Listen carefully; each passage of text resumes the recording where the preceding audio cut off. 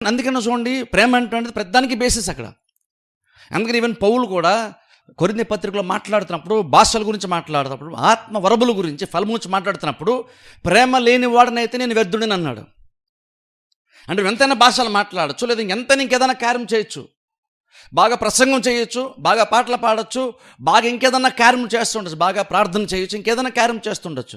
కానీ అన్ని చేసినా సరే అల్టిమేట్గా నువ్వు ఏదైతే ప్రత్యేకత ఉందో, ప్రతి వాళ్ళు నేను చూసి మెచ్చుకుంటున్నారో, ఆ కార్యం చేసేటప్పుడు ప్రేమ ద్వారా నువ్వు చేయకపోతే, ప్రేమను బట్టి చేయకపోతే నువ్వు చేసినటువంటి కార్యం వల్ల ఉపయోగం ఏమీ లేదు.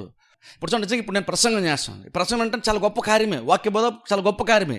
కానీ నేను చేసినప్పుడు ఎవరి మీద కోపంతో నేను చేయడానికి వీలు లేదు. నేను వాక్యం చెప్పడం నన్ను మోటివేట్ చేయవలసిన కార్యం ఏంటంటే, ప్రేమ నాకు నన్ను మోటివేట్ చేయాలి. ఆ వ్యక్తి ప్రార్థన చేసేటప్పుడు, ఆ వ్యక్తి కొరకు ప్రార్థన చేసేటప్పుడు దేన్ని బట్టి మోటివేట్ చేయబడాలంటే ప్రేమను బట్టి మోటివేట్ చేయబడాలి. నాకు టాలెంట్ ఉంది కదా అని టాలెంట్ని చూపించుకోవడానికి చేసేటువంటి కార్యాలు కాదు. కానీ ప్రాబ్లం ఏంటంటే, చాలా సందర్భంలో మనకున్నటువంటి ఏదైతే ఆత్మ సంబంధమైన ప్రత్యేకతలు మనలో ఉన్నాయో, అవి చాలా సందర్భంలో సంఘానికి వచ్చినప్పుడు సంఘంలో 10 మంది ముందు నేను ఇది చేయగలను చూపించిన ప్రయత్నం చాలామంది చేస్తారు. పౌలు అంటున్నాడు, నువ్వు చేసేది ఎప్పుడు సంఘానికి క్షేమాభివృద్ధి ఉంటుందంటే నువ్వు ప్రేమను బట్టే చేస్తున్నావు. అది నువ్వు చేస్తున్నావు సరే, ఎంత నువ్వు చేయడానికి నేను మోటివేట్ చేస్తున్న కార్యం ఏంటని పౌలు అక్కడ కొరింథీ పత్రికలో మాట్లాడతాడు. ఈవెన్ పౌలు కూడా చెప్తాడు, నేను ప్రేమ లేని వాడిని నేను వ్యర్థుడని అన్నాడు పౌలు కూడా.